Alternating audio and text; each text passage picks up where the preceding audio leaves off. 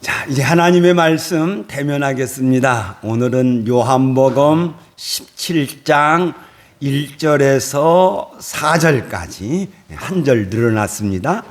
요한복음 17장 1절에서 4절. 자, 우리 한번 앞에 참고하시고 우리 다 같이 읽도록 하겠습니다. 자, 읽겠습니다. 예수께서 이 말씀을 하시고 눈을 들어 하늘을 우러러 이르시되 아버지여, 때가 이르러 싸우니 아들을 영화롭게 하사 아들로 아버지를 영화롭게 하게 하소서. 아버지께서 이 아들에게 주신 모든 사람에게 영생을 주게 하시려고 만민을 다스리는 권세를 아들에게 주셨음이로다.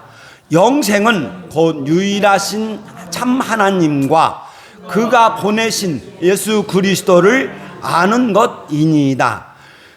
아버지께서 내게 하라고 주신 일을 내가 이루어 아버지를 이 세상에서 영화롭게 하였사오니. 아멘.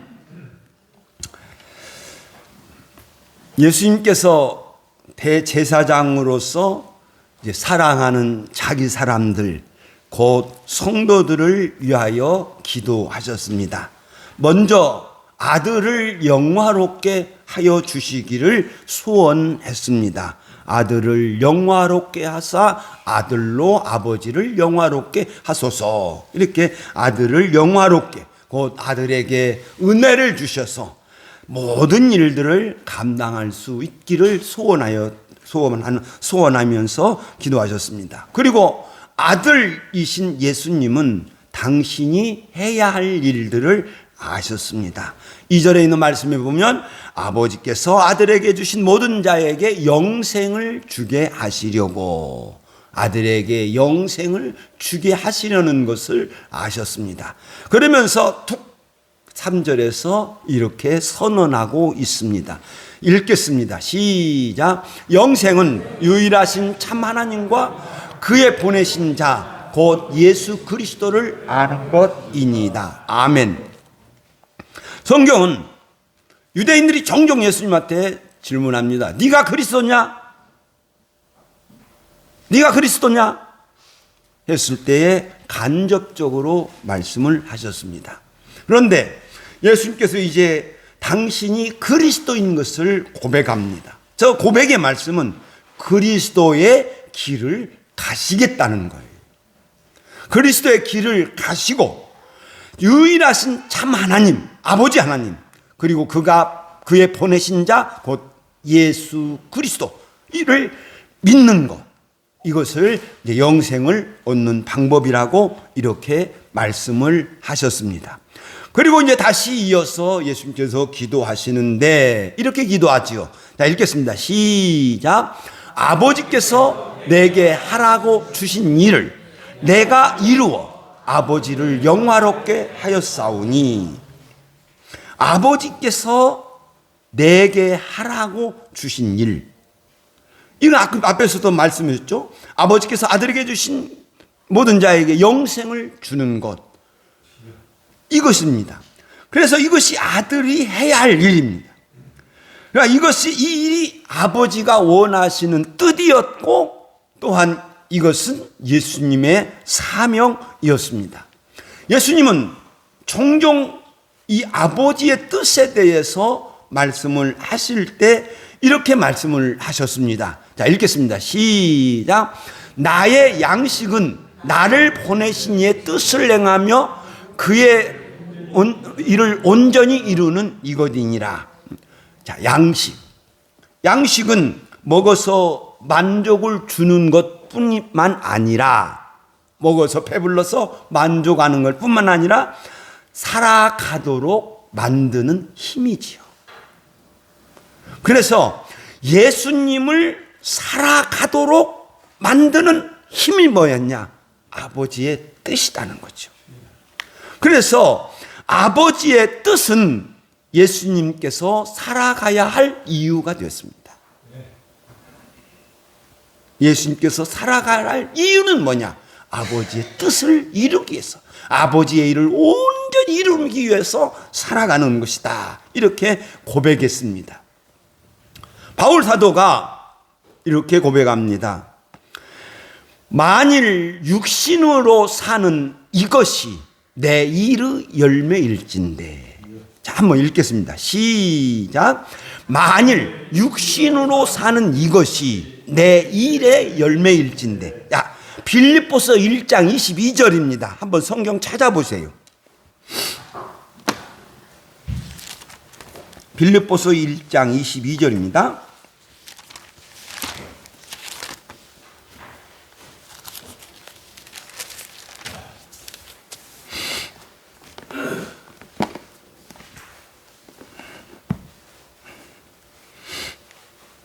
잘 썼으면 하면. 자, 22절 읽겠습니다. 시작. 그러나 만일 육신으로 사는 이것이 내 일의 열매일진데 무엇을 택해야 할런지 나는 알지 못하노라. 아멘. 자, 아버지께서 내게 하라고 주신 일을 내가 이루어 아버지를 영화롭게 하였사오니, 이 말씀과 이 빌립보서 1장 22절에 있는 말씀을, 여기 보세요. 있는 말씀을 대비해서 지금 말씀을 생각하고 있습니다. 자, 바울 사도가 뭐냐면, 만일 육신으로 사는 이것, 곧 하루의 삶이라 했죠. 나의 삶을 이야기했죠. 근데 나의 삶을 내 일의 열매라고 했습니다. 그러면 저 열매에 관하여 예수님께서 분명하게 말씀하셨죠. 요한복음 15장 8절 있는 말씀에 보면, 너희가 과실을 많이 맺으면 내 아버지께 영광을 얻을 것이요. 내 일의 열매지요. 자, 여기 잘 들어야 돼요. 자, 여기 나 보세요. 성경 보지 말고. 성도의 하루의 삶은 하나님 아버지 앞에서의 열매가 됩니다. 그런데 열매에는 두 종류가 있죠. 먹을 수 있는 좋은 열매와 먹을 수 없는 나쁜 열매 있습니다. 그러면 하나님께서 기쁘시게 받으실, 하나님께서 먹으실 열매인가? 아니면 하나님께서 싫어하실, 하나님께서 드실 수 없는 열매인가? 다른 말로 한다면, 너희가 만일 과실을 많이 맺으면 내 아버지께서 영광을 받으실 것이요 그랬으니까, 내가 나의 삶을 통해서 하나님께 영광을 돌려드리고 있는가? 아니면 하나님께서 진노하실 것인가? 성경은 우리들의 일의 열매에 관하여 제사적인 의미로서 말씀하신 곳이 있습니다. 그것이 뭐냐고 하면, 로마서 12장 1절에서 이렇게 말씀하시죠. 읽습니다. 시작. 너희 몸을 하나님이 기뻐하시는 거룩한 산 제물로 드리라. 이는 너희가 드릴 영적 예배니라. 아멘. 몸은 육체를 뜻하는 것이 아닙니다. 몸의 열매, 곧 성도의 삶이에요. 너희 몸을 하나님이 기뻐하시는, 나의 삶을 통해서 하나님이 기뻐하시는 거룩한 산 제물로 드리라. 이렇게 말씀하고 있어요. 그러니까 내 삶은 제물이에요. 내 몸이 제물이 아니라 내 삶이 하나님 앞에 드리는 제물이라는 거예요. 그래서 신약의 진정한 제사는 성도의 삶이다. 성도의 삶이다. 그리고 이것이 신령한 예배다는 거예요. 잘 들어요? 성도들이 모여서 드리는 이 공예배, 공적 예배가 있습니다. 그러면 성도들이 모여서 드리는 이 공적인 예배에 기본적으로 갖추고 있어야 할 것이 뭐냐면 성도의 삶이다. 한번 읽겠습니다. 시작. 성도들이 모여서 드리는 공적인 예배는 성도의 삶의 기본을 이룬다. 저는 이렇게 봐요. 기본적으로 성도다운 삶의 바탕을 가지고 공적인 예배를 드립니다. 그런데 성도다운 삶이 없다면 모여서 드리는 이 예배가 무슨 의미가 있겠습니까? 의미가 없어요. 성도다운 삶의 바탕이 깔려지지 않으면 의미가 없어요. 소용이 없어요. 아무런 보람이나 어떤 실속이 없는 텅 빈 예배만 들가다 있는 겁니다. 그래서 하나님이 기뻐하시는 삶과 함께 공적인 예배를 드려야 한다. 저는 이렇게 생각합니다. 믿으시면 아멘. 성경은 참된 제사에 관하여서 또한 이렇게 증언하고 있습니다. 히브리서 13장에 있는 말씀, 오늘 오후에 보시니까 안 찾아도 됩니다. 히브리서 13장 15절에 있는 말씀에 보면 읽겠습니다. 시작. 우리는 예수로 말미암아 항상 찬송의 제사를 드리자. 이는 그 이름을 증거하는 입술의 열매이니라. 아멘.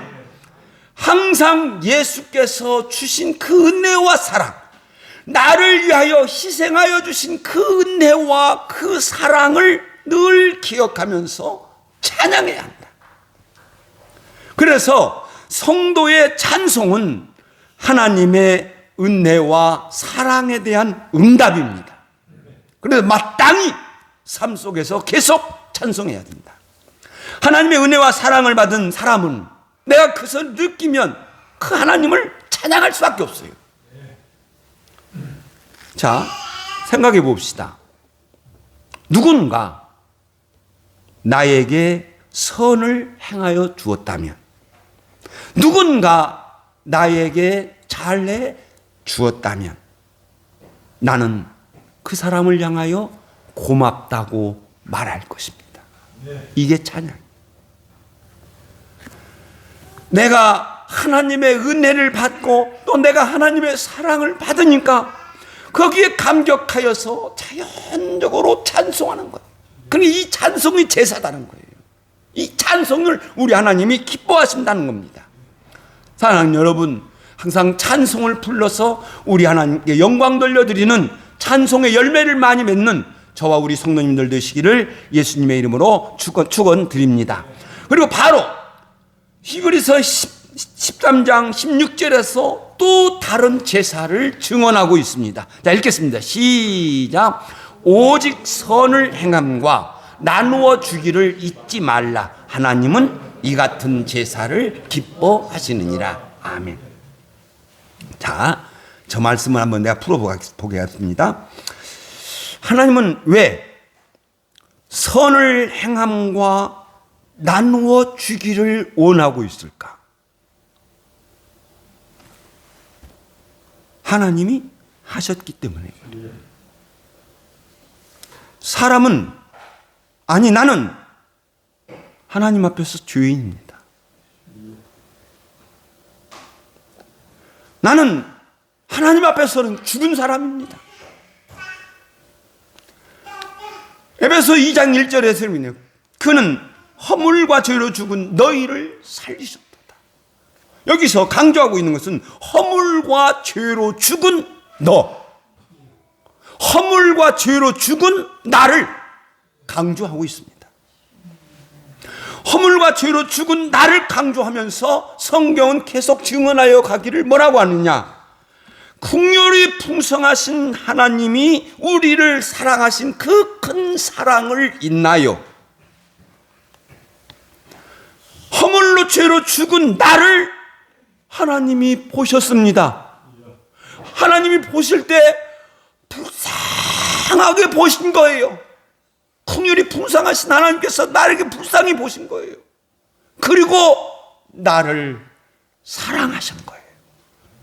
그래서 우리 아버지 하나님은 독생자를 보내시고 우리 독생자이신 아들이신 예수 그리스도는 나를 사랑하셔서 십자가에서 죽으신 줄로 믿습니다. 그래서 허물로 죽은 우리를 그리스도와 함께 살리셨고 너희는 은혜로 구원을 받은 것이라, 이렇게 말씀하고 있습니다. 그러니까 성도는 하나님의 사랑과 은혜를 받았습니다. 그러므로 성도는 하나님의 사랑과 하나님의 은혜를 찬양해야 될 줄로 믿습니다. 뿐만 아니라 구원을 다른 말로 표현한다고 하면, 여러분 귀잘 봐야 돼요. 구원을 다른 말로 표현한다고 하면 요한복음에서는 생명을 이야기하고 있습니다. 구원을 말씀하시기 전 않고 생명을 이야기하고 있습니다. 하나님의 생명을 받았다는 거예요. 그러면 하나님의 생명 안에는 베드로후서 1장 4절에서 이렇게 증언하죠. 읽습니다. 시작. 신의 성품에 참여하는 자가 되게 하려 합니다. 성도는 하나님의 생명을 받았기 때문에 하나님의 성품을 가지고 있습니다. 그리고 하나님께서 성도를 구원하신 큰 목적이 있는데, 당신의 생명을 준 큰 목적이 있는데, 베드로전서 2장 9절에서 이렇게 증언하죠. 빨간 것을 읽겠습니다. 시작. 너희를 어두운 데서 불러내어 그의 기이한 빛에 들어가게 하신 이에 아름다운 덕을 실천하게 하려 함이라. 아멘. 참여한 너희를 어두운 데서 불러냈어요. 구원이죠. 그리고 하나님의 기이한 빛, 생명에 들어갔다. 그리고 하나님의 아름다운 성품을 이 땅에 드러내는 것, 이게 성도들의 사명입니다. 교회의 사명은 뭐냐? 하나님의 성품을 받은 우리가 그냥 하나님의 성품을 그대로 이 땅에 드러내는 거예요. 상대방에게 내가 하나님의 성품을 보여줘. 그래서 사랑, 하나님의 성품, 하나님의 아름다운 성품을 이 땅에 드러내는 것입니다. 내가 사람을 봅니다. 그런데 무엇인가 부족하여 불쌍하게 보입니다. 내가 사람을 봤습니다. 물질이 없어서 참 불쌍하구나.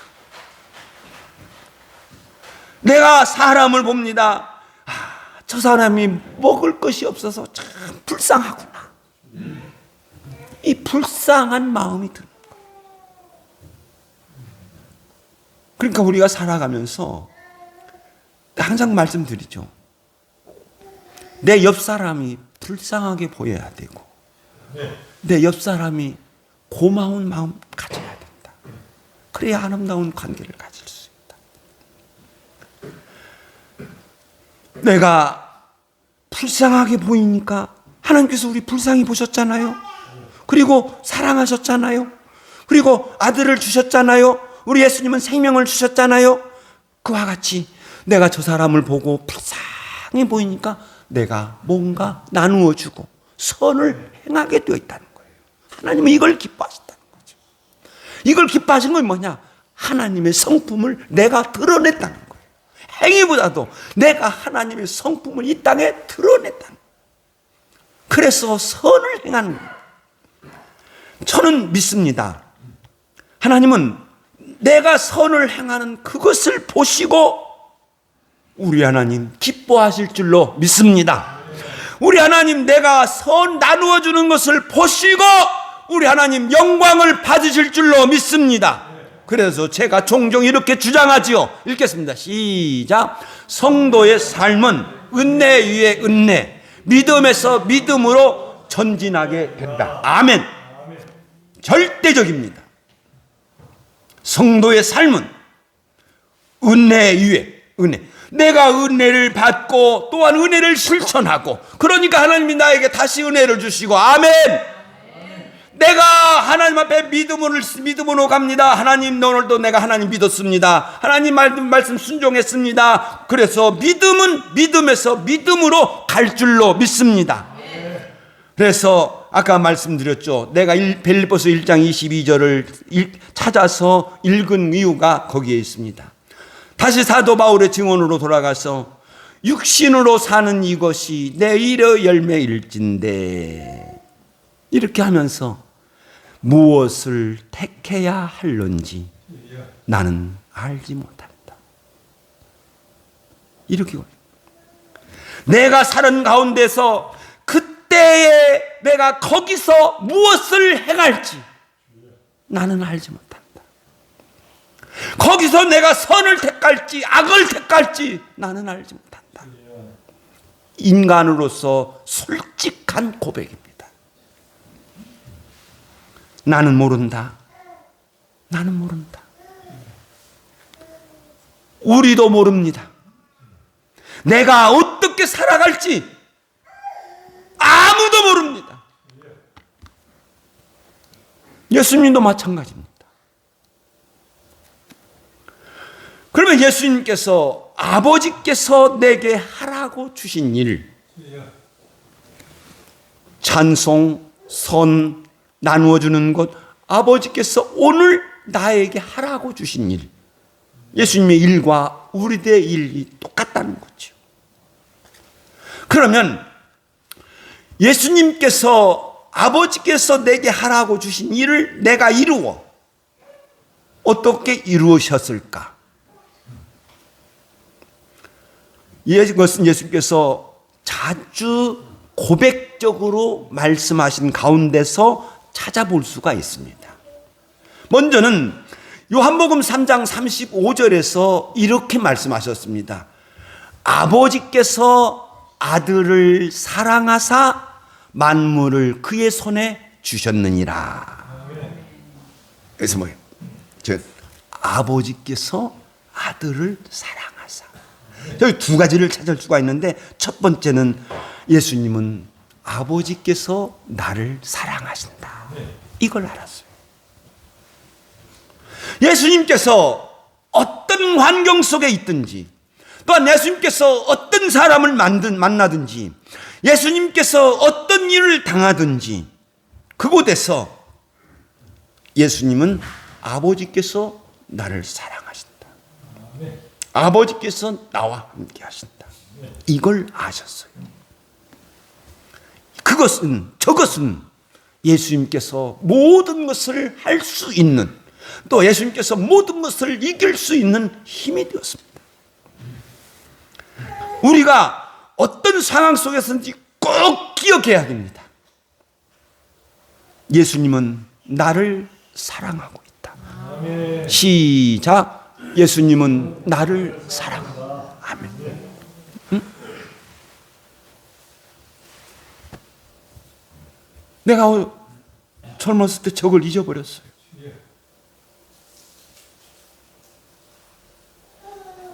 저 생각을 못했어요.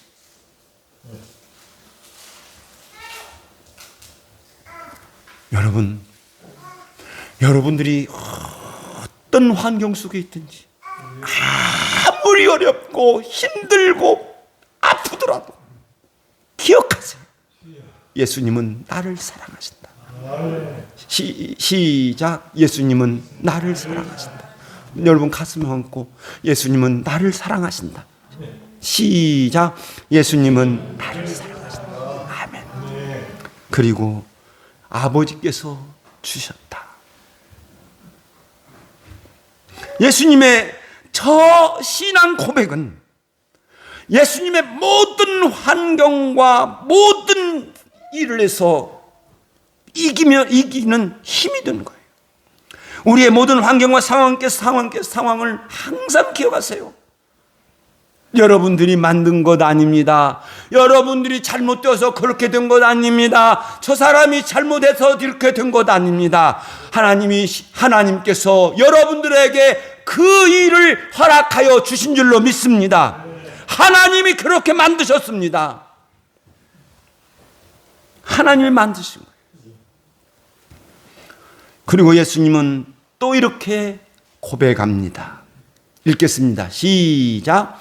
아버지께서 나를 아시고 내가 아버지를 아는 것 같이.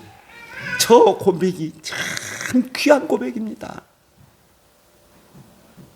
아버지는 나를 안다. 아버지는 나를 안다. 다른 사람은 몰라도 우리 하나님은 아실 줄로 믿습니다. 여러분들의 마음 다 아실 줄로 믿습니다. 할렐루야. 예수님의 저 고백 깊이 깨달아야 돼. 예수님은 모든 것을 주신 아버지는 나를 아신다. 자, 나의 능력도 아시고 나의 성품도 아시고 나의 마음도 아실 줄로 믿습니다. 그러므로 예수님께서 살아가시는 동안에, 잘 들어요, 예수님께서 살아가시는 동안에 하나님께서 예수에게 일을 맡기시는데 예수님이 하실 수 있는 일을 맡기신 줄로 믿습니다. 아시니까.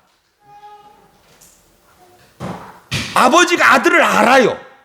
아버지가 아들을 알면 아들이 할 수 있는 것은 주고 할 수 없는 것은 안 주어요. 내가 경험해 왔으니까. 예수님의 능력에 맞게 일을 주시는 거예요. 예수님은 아버지가 나를 말씀하신다고 증언하시기 전에 증언하셨습니다. 저게 요한복음 10장 10절에 있는 말씀인데, 나는 선한 목자라. 내가 양을 알고 양도 나를 아는 것이, 아버지께서 나를 아시고 내가 아버지를 아는 것 같이, 이렇게 이야기했어요. 이거 항상 기억해야 돼요. 예수님은 양인 성도를 아신다. 예수님은 나를 아신다. 시작. 예수님은 나를 아신다. 먼저는 예수님은 나를 사랑하신다. 시작. 예수님은 나를 사랑하신다. 예수님께서 모든 것을 주셨다. 시작. 예수님께서 모든 것을 주셨다. 그리고 예수님은 나를 아신다. 아신다. 자, 이걸 한번 한 말씀으로 풀어보겠습니다. 고린도전서 10장 10절입니다. 한번 찾아서 다 읽어보고 나누겠습니다. 시간 갈도.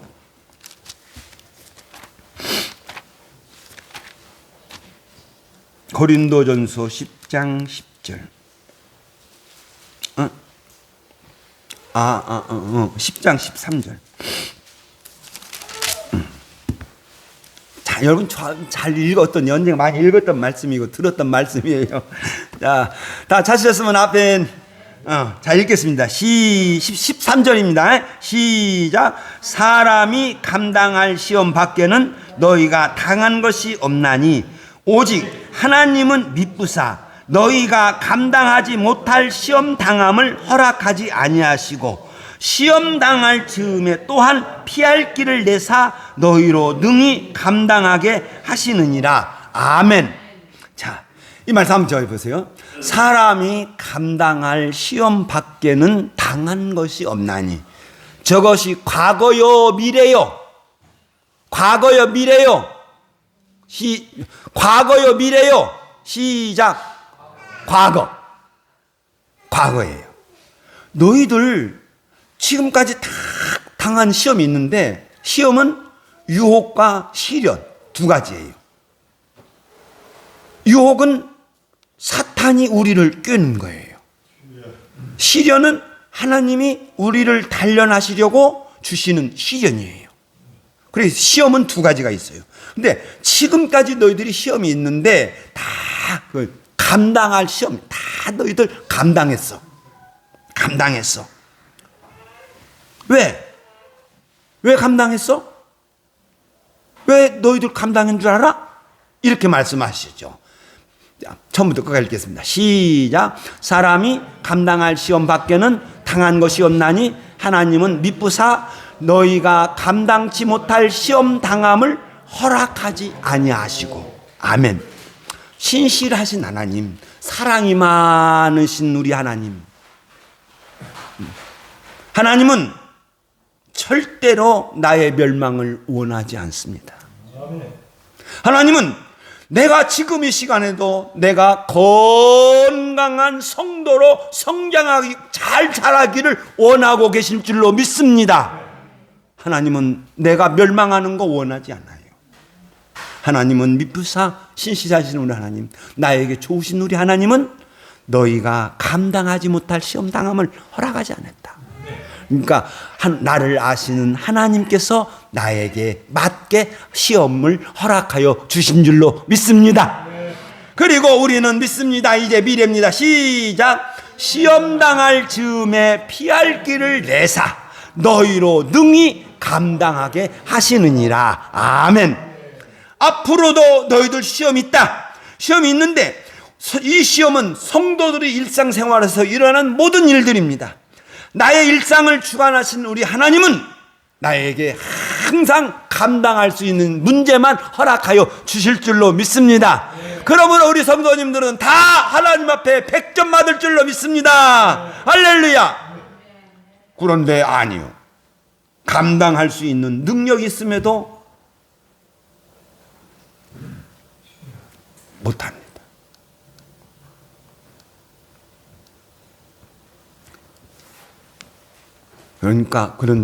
그러면 예수님은